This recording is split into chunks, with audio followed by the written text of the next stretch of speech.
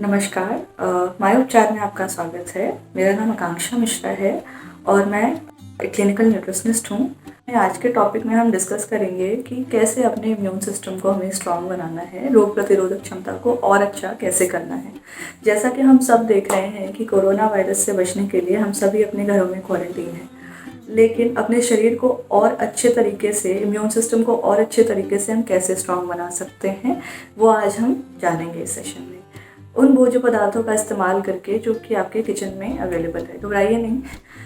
हम सब जानते हैं कि क्वारंटीन के पीरियड में इस टाइम पे हमें खाने के लिए बहुत लिमिटेड ऑप्शंस मिल पा रहे हैं। तो उन लिमिटेड ऑप्शंस को हम कैसे यूज़ करके अपने आप को स्ट्रॉन्ग बना सकते हैं। जो भी चीज़ें मैं आपको बताऊंगी पोषक तत्वों के नाम के साथ बताऊंगी, जिससे कि आप भविष्य में याद रख सकते हैं। अपने घर में बच्चों को, बुजुर्गों को भी बता सकते हैं कि अच्छा इस चीज़ में, ये पर्टिकुलर फूड आइटम में आपको ये पोषक तत्व मिलेगा, तो इनको आप कैसे इस्तेमाल करें।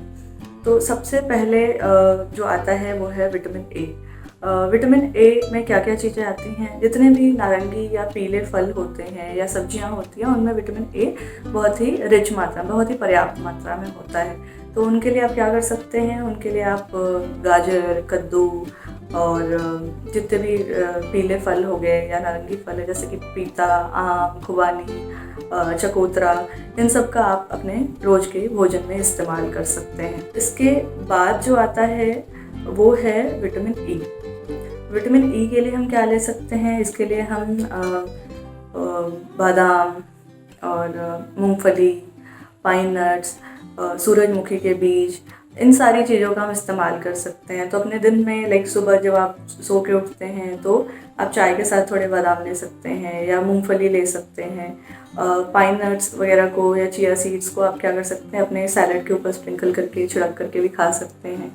तो इनका भी आप इस्तेमाल कर सकते हैं। इसके बाद आता है विटामिन सी, यानी कि जो भी हमारे जूसी फ्रूट्स होते हैं उनको हम विटामिन सी फैमिली में रखते हैं। उनमें क्या क्या आएगा आपका, नींबू, मौसमी, संतरा, इन सब में काफ़ी प्रचुर मात्रा में होता है। हरी मिर्च में भी काफ़ी अच्छी मात्रा में होता है, बट हम लोग बहुत ज़्यादा नहीं खा सकते। तो कोशिश करिए कि आप जब भी अपना सलाद ले रहे हैं तो ऊपर से नींबू डाल के, या जब पानी ले रहे हैं तो नींबू निचोड़ के, या एक संतरा अपने बीच के खाने में रख सकते हैं। उनसे आप अपना विटामिन सी की जो भी आपकी रिक्वायरमेंट है उसको आप फुलफिल कर पाएंगे। इसके बाद आता है विटामिन डी। तो विटामिन डी का जो सबसे अच्छा सोर्स होता है वो होता है सूरज की रोशनी। लेकिन आज के टाइम पे काफ़ी कम लोग ही हैं जो सुबह या दोपहर में धूप लेना पसंद करते हैं। इंडिया में बहुत सारे लोगों में विटामिन डी की डिफिशिएंसी होती है। जो भी हमारा नेचुरल फूड होता है उसमें काफ़ी कम मात्रा में होता है, लेकिन जो चीज़ें हैं उनमें मशरूम और जो भी हमारे फैटी फिश ऑयल हैं उनमें ही विटामिन डी मिल पाता है। तो आप समय समय पे अपना चेक कराइए। अगर आपको कम लगता है, आपके नंबर्स कम आते हैं रिपोर्ट्स में, तो प्लीज़ विटामिन डी की सप्लीमेंटेशन करिए। उससे भी आपके इम्यून सिस्टम को बिल्ड होने में मदद मिलेगी। इसके बाद आता है आपका आयरन रिच खाना, जो कि आयरन से भरपूर हो। तो उनके लिए आप क्या कर सकते हैं, उनके लिए आप सारी हरी पत्तेदार सब्जियां यूज़ कर सकते हैं। स्पेशली पालक हो गया या सलाद पत्ते हैं। इनके साथ ही आप अपने खाने में क्या रख सकते हैं, गुड़ रख सकते हैं, खजूर का इस्तेमाल कर सकते हैं, और लोहे की कढ़ाई यूज़ कर सकते हैं खाना पकाने के लिए, सब्जियां बनाने के लिए स्पेशली। यदि आप नॉन वेजिटेरियन हैं तो वैसे में लो फैट वाला, यानी कि कम वसा वाला चिकन या मीट आदि का भी इस्तेमाल कर सकते हैं। इन सारे पोषक तत्वों के अलावा कुछ और भी है हमारे पास, हर्ब्स हैं, मसाले हैं। उन सब का इस्तेमाल करके हम अपने खाने में एंटीऑक्सीडेंट्स, फ्लेवोनॉइड्स, इन चीज़ों को भरपूर मात्रा में ले सकते हैं, क्योंकि इनका भी हमारे रोग प्रतिरोधक क्षमता को ठीक रखने में या बढ़ाने में काफ़ी महत्वपूर्ण योगदान होता है।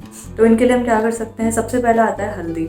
तो हल्दी को कैसे कैसे अपने खाने में रख सकते हैं, और जाहिर सी बात है हम दाल सब्जी इनमें तो इस्तेमाल करते ही हैं।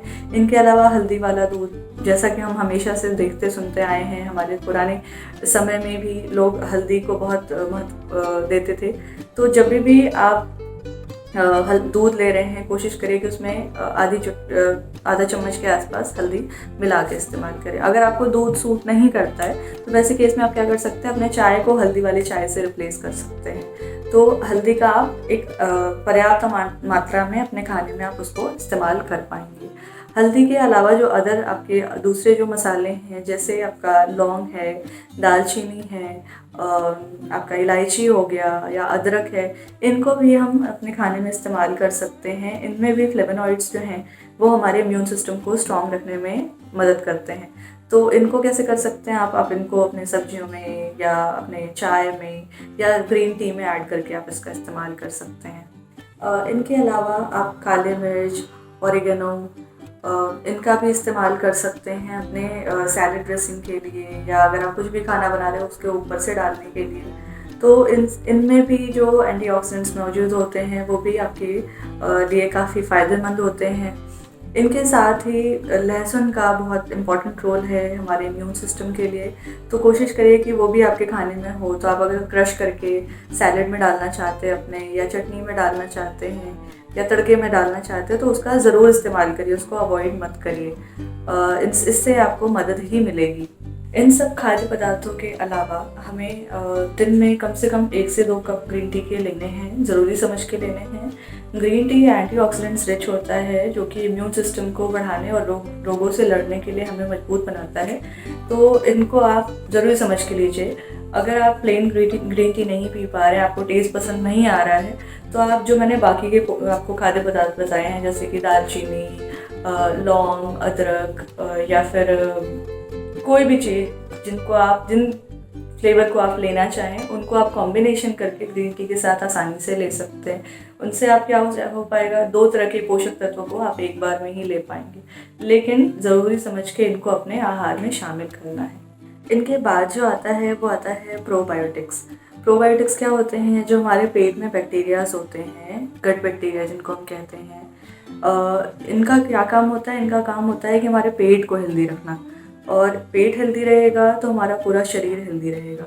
तो इनका डायरेक्ट जो है सीधा रिश्ता हमारे इम्यून सिस्टम से होता है। तो इनको स्ट्रॉन्ग बनाने के लिए, इनका जो नंबर है वो हेल्दी रखने के लिए हमें क्या करना है, वैसे खाद्य पदार्थ इस्तेमाल करने हैं जिनसे कि इनकी मात्रा ठीक रहे हमारे शरीर में। तो उनके लिए घर की बनी हुई दही या योगर्ट या फिर घर का बना हुआ छाछ वगैरह इस्तेमाल कर सकते हैं। जिन लोगों के पास ये ऑप्शंस अवेलेबल नहीं होता, वो याकुल्ट भी ले सकते हैं समय समय पे। बट अगर जब तक कुछ भी नहीं है तब तक दही नियमित तौर पे अपने खाने में रखिए। तो जो भी मैंने आपको ये भोज्य पदार्थ बताए, इन सब में विटामिन्स, मिनरल्स, एंटीऑक्सीडेंट्स ये सारे ही काफ़ी प्रचुर मात्रा में होते हैं। तो आप इनको अपने डेली किचन से थोड़ा थोड़ा करके इन चीज़ों का इस्तेमाल कर सकते हैं। इनसे आपका इम्यून सिस्टम बिल्ड होगा और स्ट्रॉन्ग होगा और मजबूत होगा। लेकिन इसके साथ और आपको क्या करना है कि आपको रेगुलरली कम से कम 30 से 40 मिनट की एक्सरसाइज करनी है, और भरपूर नींद लेनी है 7 से 8 घंटे की, क्योंकि इनका भी डायरेक्ट रिश्ता होता है आपके शरीर के इम्यून सिस्टम से। तो ये आपके पूरे दिनचर्या में आपको याद रखना है कि आप एक्सरसाइज के लिए समय निकालिए। जब सोते हैं तो पहले से ही गैजेट फ्री होकर सोए, जिससे कि आप अच्छी नींद सो पाए।